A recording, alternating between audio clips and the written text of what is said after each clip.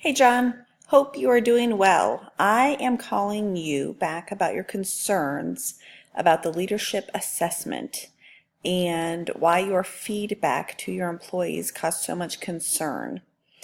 I have read your reviews and also spoken with each of your employees to try and ascertain the whole situation.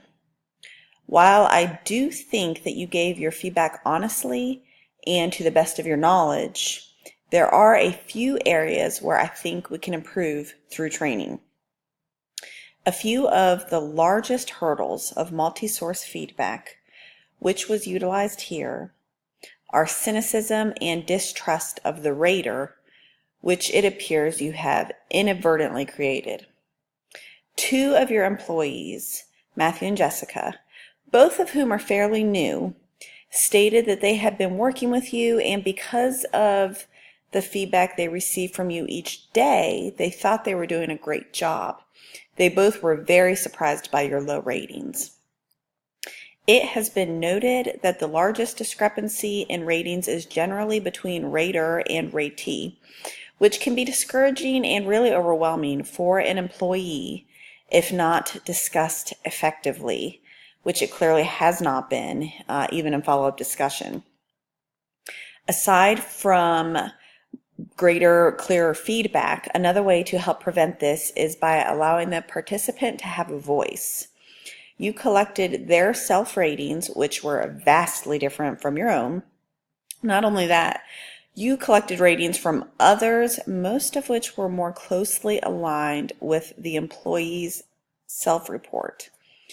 When there are large discrepancies, especially for more than one person, it may be wise to evaluate your responses before making final submissions.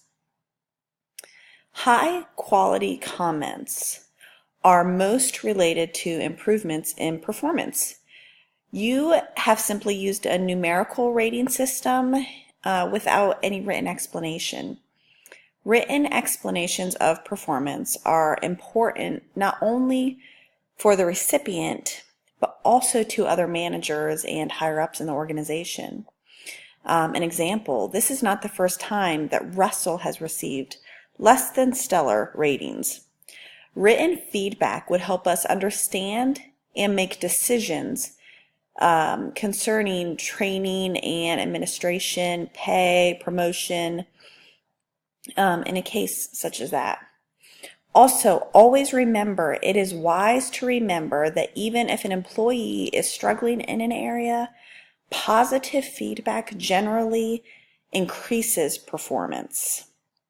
Often the employee is willing to work a little bit harder, give that extra little bit to receive more good feedback.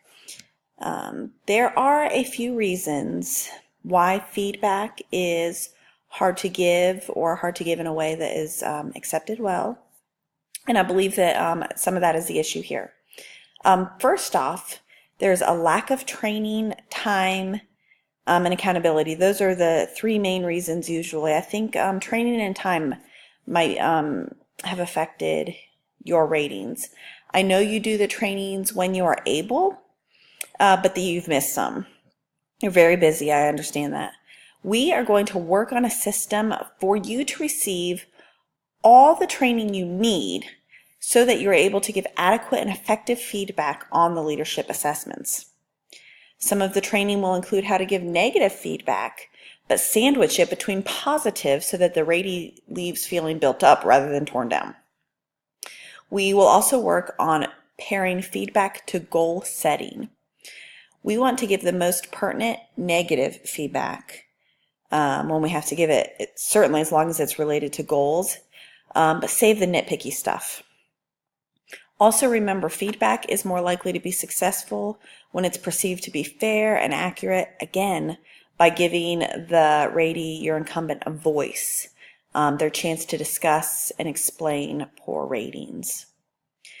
You'll be pleased to know that because of this situation, the Talent Management Department has decided to review and improve our training system.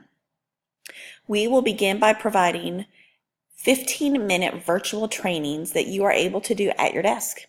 These will simulate real performance appraisals and you will receive immediate feedback on your responses. You will be required to do 2 of these a month, but again, we're going to make them very accessible. We have also decided to do away with multi-source feedback, as we use appraisals for administrative purposes, and multi-source feedback is better served for developmental purposes.